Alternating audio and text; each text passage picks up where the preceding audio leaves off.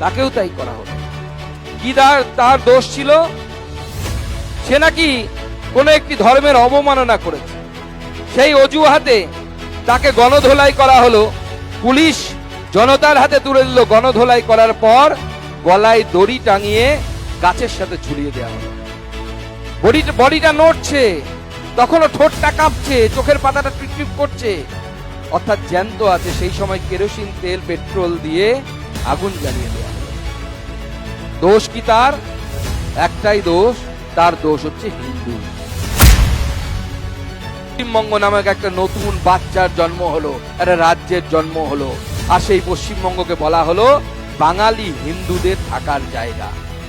অন্যরা থাকতে পারেন, কেউ না, অসুবিধা নেই, যে কেউ থাকতে পারে, কিন্তু আমার প্রশ্ন, বাঙালি হিন্দুর জন্য যে পশ্চিমবঙ্গ তৈরি হয়েছিল, সেই পশ্চিমবঙ্গে যদি বাঙালি হিন্দু মূর্তি তৈরি করার জন্য যদি খুন হতে হয়, তাহলে হিন্দুরা আগামী দিনে যাবে কোথায়? আমরা কি উড়িষ্যায় পালাবো, না মধ্যপ্রদেশে পালাবো, না বিহারে পালাবো, নাকি মেরুদণ্ড সোজা করে লড়াই করবেন সেই জায়গায় পৌঁছতে চান?